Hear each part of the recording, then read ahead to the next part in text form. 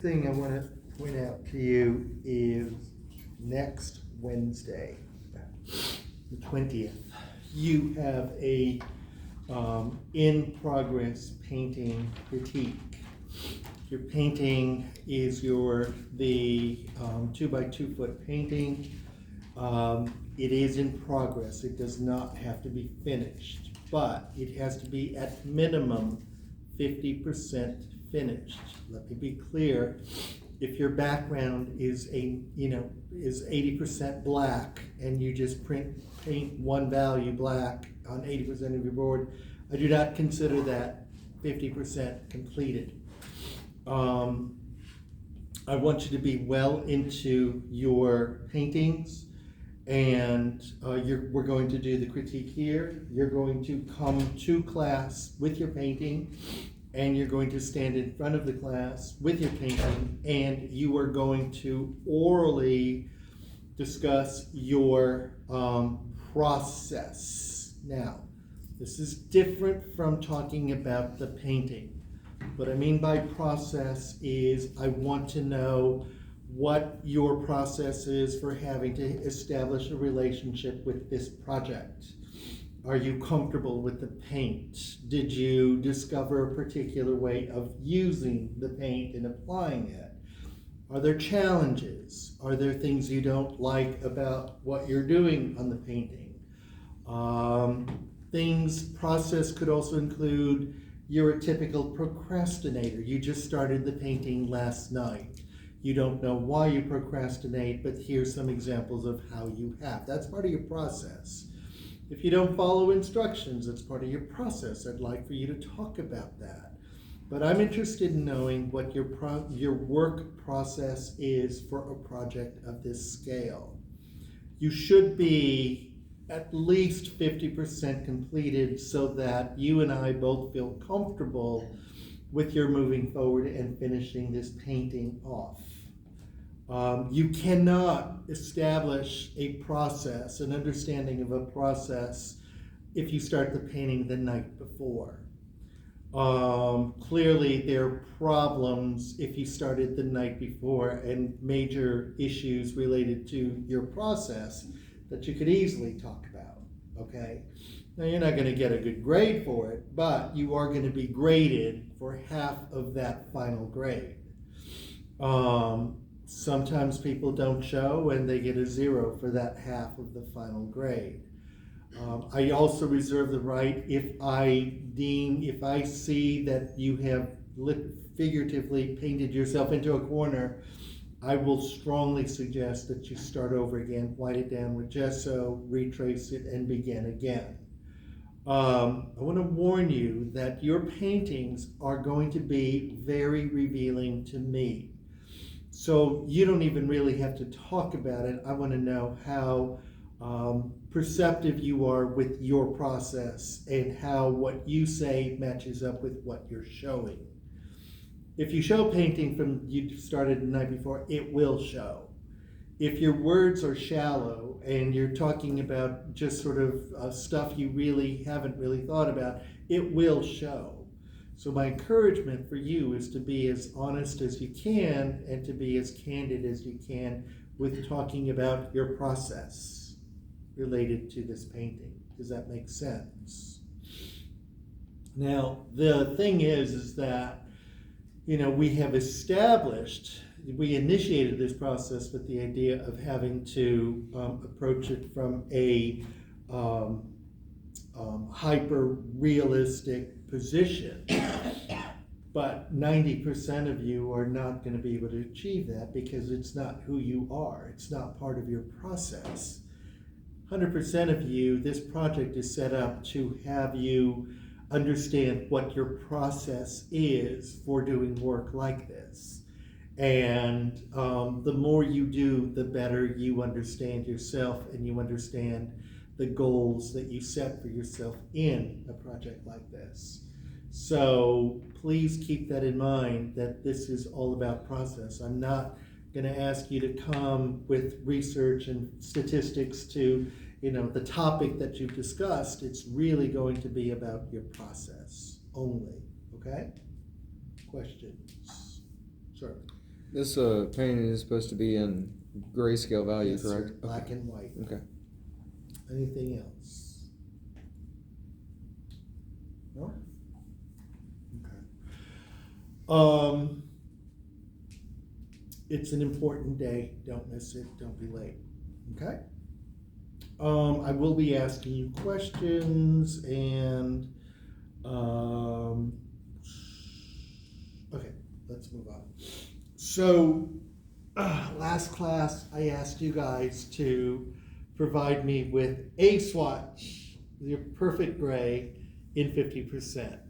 And so, would you please bring your swatches up here and stay up here? Yes, sir. Do we need our name on the back? Nope, nope, you do not.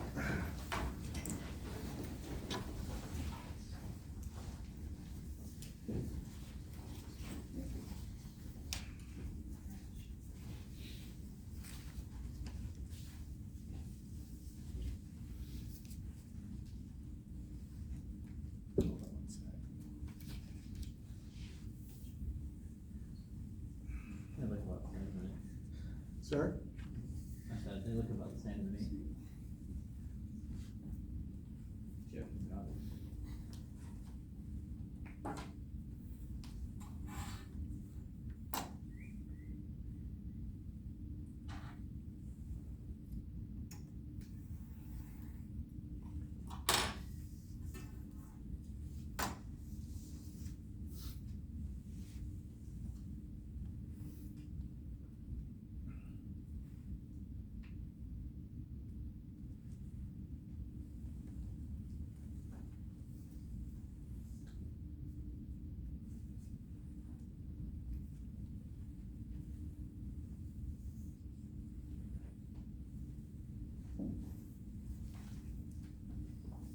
Grace, come up.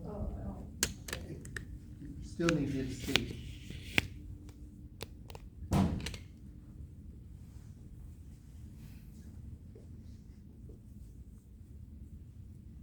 That it?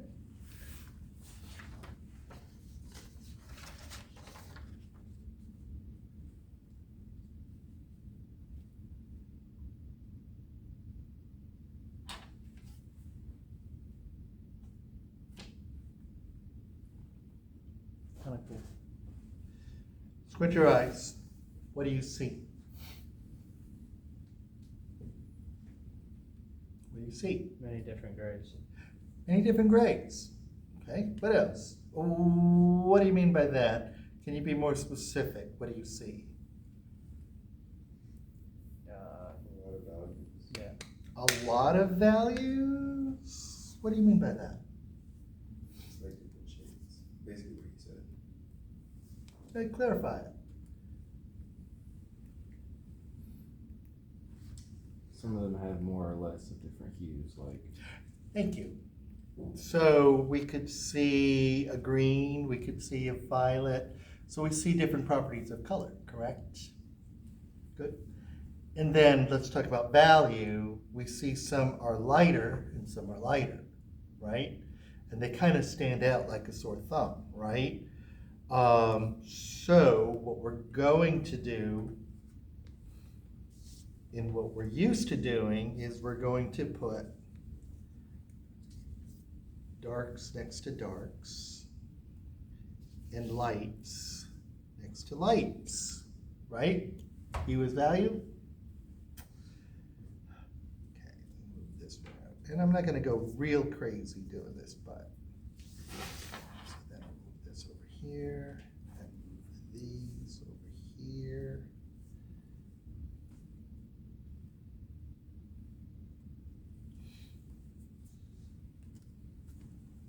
Takes a while to just adjust these.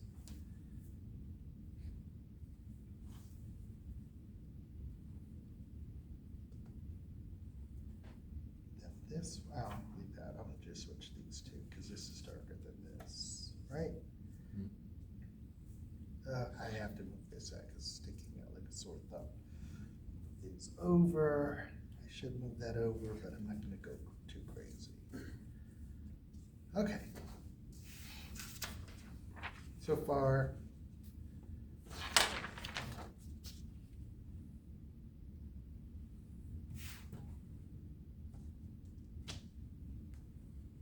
See how that needs to go over there?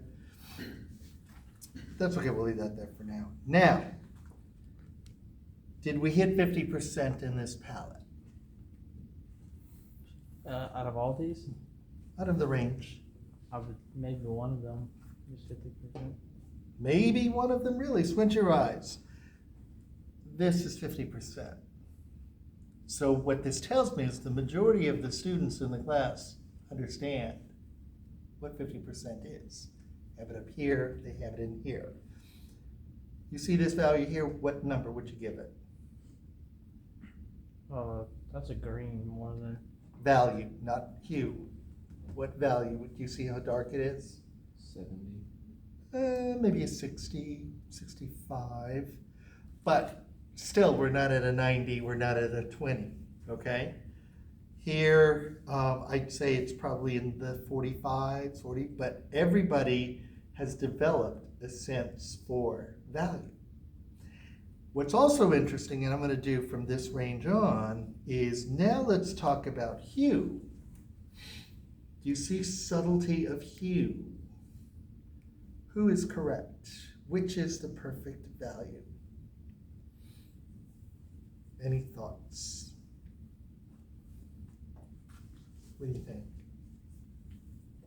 That one? Does everybody agree? You don't, good. Which one? That one? Okay.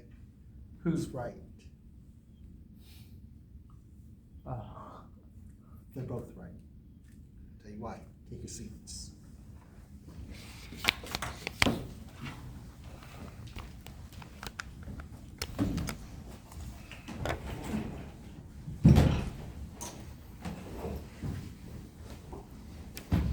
So if you remember, we made value using a value scale, black and white, right? And so you have black and plus white, and you have value. And we have from black all the way to white, and we have all of the grays in between, right? So black and white are not colors, they're values. And those are only, but in this case, darker marker. In this case, we are utilizing yellow, magenta, and cyan, or O, violet, and green. And we are saying that when you mix three primaries in MIC, you get black, or what is represented as black. And if we were to add white to it, sorry, let me back up.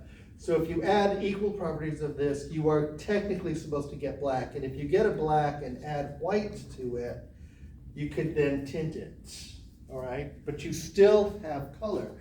So that idea of a perfect gray doesn't exist. It only exists in black and white tubes. It doesn't exist because what does exist is gray represented in a hue circle in all hues. So there are yellow grays, yellow orange grays, yellow red grays, yellow blue violet, back up, sorry. There are yellow grays, orange grays, red orange grays, magenta grays, violet grays, red violet grays, so on. So the hue circle, which you're used to in full saturation, is now a small little itty bitty little donut that has slight representation of hue, but all is contained as one, so that when you optically show them together, you have an optical gray. Got it? I don't know if you noticed this, but did you notice that there were two different types of black and two different types of white in paint? We'll get into that later. But gray, even though the black and white, they still have hue to them. They are not, technically, they are not a perfect entity, a one. So it is the idea of a perfect gray does not exist in our world. gray does exist, and later on in the next project, we'll apply that to black, and you'll see that no bad. So when I look at that range, you know, of grays that I showed you, that is all correct. You're all correct. But you should not be looking at one, but you should be looking at a whole little hue circle. So your homework over the weekend, and it's a heavy duty homework, is you are going to become a factory, a paint swatch factory. You're going to mass produce paint swatches. And what you're going to do is you're going to produce a variety of grays that have representation of each hue on the hue circle at 50%. So you're gonna have your sheet of yellow grays, or sheets of yellow grays, orange grays, green grays, blue grays, all the grays, okay? The amount of work you should produce is a stack of paper about this thick, okay? You're mass producing, and all of it has to be at 50%. Now, the reason why this is important, and overall it looked like everybody did a really good job with the opacity of the swatches. In some cases, you need to replenish your pile because it was too scratchy, okay? What I want you to do is I want you to get your primaries on the glass, get your white, just like you've been doing. Start off with a gray, and get a sheet of paper, swatch it, swatch it, swatch it, swatch it, swatch it. And then when you fill up the sheet, and let's say you start off and you modulate it, you put it on the floor, take a look at it and go, ooh, it doesn't feel like a 50%, it feels like an 80%, it looks really red to me. Let me go to a new sheet, let me do more white, kill the red, kill the red, kill the red, kill the red, kill the red. Got it? Go for a new color, and so on. So I want you to lay out on your living room floor all of your swatches pages to dry, so that you could evaluate where my oranges, where my blues. I don't have any greens. Let me go back and make some green grays at 50%, okay? And the swatches that you make will be very revealing to me. They will tell a story of how you work. It will show how you pick up paint. It will show how you can modulate color, and it will show the kind of control that you have. It will also identify how much time you put into the project, okay? Because all you're doing is mass producing colors. The swatches that you make are actually going to be used for a composition that you're going to cut and collage together, all right? And so mass producing more than what you need is essential, but there's another purpose for what I'm asking you to do. And that is, every time you make a color swatch, it gets registered in here in your brain as part of your color library.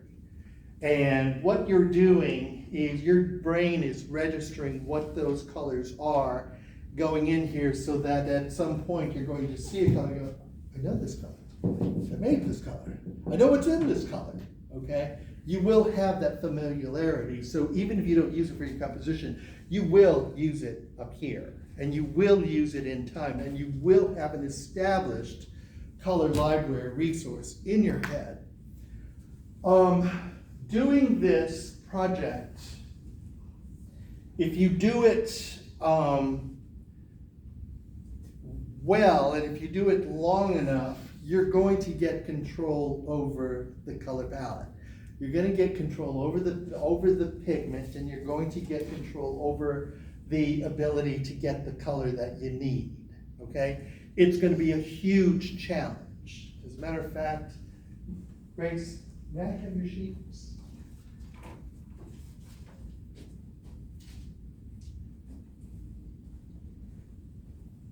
Clearly she's too dark. What value would you give it? 70. Yeah, I'd go 70. But I really appreciate the fact that she's got, even though the 70s, maybe, 65, a little streaky, I could tell she's working. I could tell that she's modulating, so I would say this is a really good start. Let me ask you this, Grace, how long did these sheets take you? Honestly, not that long, probably like 45 minutes. Very good, okay. So I'm asking you, and I think for 45 minutes for whatever, 8 sheets, in 45 minutes you should produce maybe about 12 sheets, double up, okay? And that's important because it's also about productivity. You don't want to spend too much time on your glass and only present 4 sheets. You're focusing too much on the palette. The whole idea of the factory is to be productive. So you make a swatch, you control it, you swatch it, you modulate it, page done. Go to the next page, modulate, replenish the pile, so you're working in this process. And when you come to class, hold on a second. When you come to class, you're going to come with your stack of swatches. We're going to go out into the lobby, and I'm going to go you, and you. You lay out your swatches on this floor over here, you put yours over here, and you put yours over here. And then I'm going to critique you. I'm going to critique your swatches. I'm going to critique the quality of the swatches. I'm going to critique the value of the swatches, the representation of the swatches, and then I will be asking some of you, how long did this take you to do? And if you say hundreds of hours, I'll go, how long did this take you to do? Well, the truth is I've only got 5 pages and I started them last night, and I'll say it shows. That's why I'm asking. I would start this today, and it's the same with everything else that I've given you. You cannot do it in one setting. You have to regiment yourself because you will physically be tired, you will mentally be tired, and your eyes will get tired. And that's the time to put it away. Next day, start it up again. In doing this project, it's imperative that you set up your own little colored chapel, a place where you can go. You've got plenty of light, space to work in, and you could put in some quality time. This is not a project that you could do in the cafeteria between classes. This is a project that demands your undivided attention. Question, Peyton?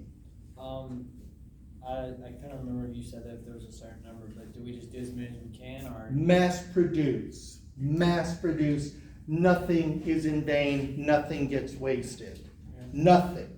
The more you can do, the more you do, the more time you spend on this, the easier everything else that you're going to need to redo becomes. Remember, hue is value, we just did it. Here, remember relative tone or relative value, finding a tone, you're doing it here. It's all coming together. All of those projects led you to this point. Now, this project using paint will support you going back and fixing what needs to be fixed. This is about color gym time times 5 plus color church time. So it takes a great deal of concentration, a great deal of time, and a great deal of honest effort being put forward. Okay? Questions? Yes? What size did you want the swatches to be? Don't care. I just want good swatches that go across. Notice I didn't take a ruler to your swatches and go. I looked at them and said they're a little streaky. They need to get just a little firmer. That's what I'm interested in. And do you want them on the sheets or do you want them cut out? Sheets, do not cut them out because I want you to lay them all out on the floor so we could look back and go, wow, let's look at this group and let's look at this group and talk about that. Okay? If your attempt was not a good attempt, didn't put enough time, you're gonna have to go back and do it. Spend the 5 days that I'm giving you to do this. You don't want to have to redo these projects. You want to have plenty of material to work with. Mass produce. Please mass produce. This is not about you're sitting at a desk for 5 hours and pulling 4 sheets because you think you have perfect grays. This is so stupid. Make mistakes, make swatches after swatches after, make me 50 blues and 30 greens and 20 yellows, all in different variations, so that if I want just a slightly less yellow with a little bit more violet, here it is. Do you have this a little bit lighter? Here it is, okay? The other thing I'm going to be looking at is how you physically pick up paint. If you have a sheet and that swatch starts off red, then jumps to blue, then jumps to orange, then you've got a problem. You're picking up too much paint. Got it? But if you've got a blue, less blue, less blue lighter, less blue lighter, less blue, you know, I get it. You're modulating. You're getting control over this, and you're physically being able to control it with your hands, with your body. Okay? Questions? Sir? So we're making grays of the value. Is that what you had said? Who can address that? We're making grays of what? Of the hues. Hues, Sorry. correct, in 50% value. Okay. Yes, okay? So you're no longer, and I set you up to find the perfect gray. But ultimately, everybody is right, and that's what we want, is a full representation of all the hues in gray, as gray. Okay? We good? Any other questions? You sure? You want more homework? You want to come on Friday for an exam in color? Okay, good luck, have fun, have a good week.